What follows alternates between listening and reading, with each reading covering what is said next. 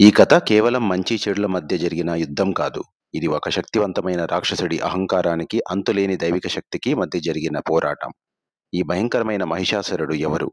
అతని పతనం ఎలా జరిగింది? Hello friends. ఈరోజు మనం ఒక పురాణ కాలంలో జరిగిన భీకరమైన యుద్ధం గురించి తెలుసుకుందాం. అదే మహిషాసురుడు, దుర్గాదేవి మధ్య జరిగిన పోరాటం. ఒకప్పుడు మహిషాసురుడు అనే రాక్షసుడు ఉండేవాడు. అతను కఠోరమైన తపస్సు చేసి బ్రహ్మదేవుని నుండి ఒక అజేయమైన వరం పొందాడు. స్త్రీ చేతిలో తప్ప ఏ పురుషుడి చేతిలోనూ తనకు మరణం ఉండదు అని. స్త్రీ చేతిలో తప్ప ఏ పురుషుడి చేతిలోనూ తనకు మరణం ఉండదు అని మహిషాసురుడు తన శక్తి అహంకారంతో విర్రవీగి స్త్రీలను బలహీనులుగా భావించాడు. ఆ వరం అతడిని అహంకారంతో నింపింది. వరం పొందిన తర్వాత మహిషాసురుడు అపరిమితమైన శక్తితో దేవలోకాన్ని ఆక్రమించాడు. ఇంద్రుడు మరియు ఇతర దేవతలు అతన్ని ఎదుర్కోలేకపోయారు. భయంతో పరుగులు తీశారు. మహిషాసురుడు దేవలోకాన్ని తన పాలనలోకి తీసుకొని వచ్చాడు. దేవతలను బానిసలుగా మార్చాడు. మూడు లోకాలను అల్లకల్లోలం చేశాడు. నిస్సహాయులైన దేవతలు బ్రహ్మ, విష్ణు, మహేశ్వరుల వద్దకు వెళ్లి తమ బాధను విన్నపించుకున్నారు. వారి బాధకు, ఆగ్రహానికి ఒకే ఒక శక్తి రూపుదిద్దుకుంది. అది దుర్గాదేవి.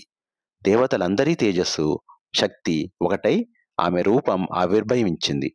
ఆ మహాశక్తికి దేవతలు తమ తమ ఆయుధాలను, శక్తులను ఇచ్చి మహిషాసురుడిని సంహరించగల మహాశక్తిగా ఆమెను తయారు చేశారు. దుర్గాదేవి సింహంపై కూర్చొని యుద్ధభూమిలోకి అడుగుపెట్టగానే మహిషాసురుడు అహంకారంతో బిగ్గరగా నవ్వాడు. ఒక స్త్రీ నా మరణానికి కారణమవుతుందా అని ఎగతాళి చేశాడు. కానీ ఆ నవ్వు ఎంతోసేపు నిలవలేదు. దుర్గాదేవి శక్తి అతడి అంచనాలను తలకిందులు చేసింది. యుద్ధం భీకరంగా సాగింది. మహిషాసురుడు తన మాయాశక్తితో రూపాంతరం చెందాడు. ఒకసారి దున్నపోతులా, మరోసారి సింహంలా, ఇంకోసారి ఏనుగులా మారి తప్పించుకోవడానికి ప్రయత్నించాడు. కానీ దుర్గాదేవి అతడి ప్రతి రూపాన్ని ఎదుర్కొని అంతం చేసింది.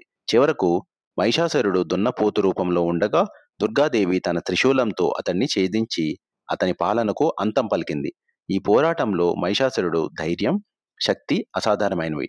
కానీ అతని అహంకారమే అతని పతనానికి కారణమైంది. ఈ కథ మీకు నచ్చిందని ఆశిస్తున్నాను. ఇలాంటి మరిన్ని ఆసక్తికరమైన కథల కోసం మా ఛానల్‌ను సబ్స్క్రైబ్ చేసుకోవడం మర్చిపోవద్దు.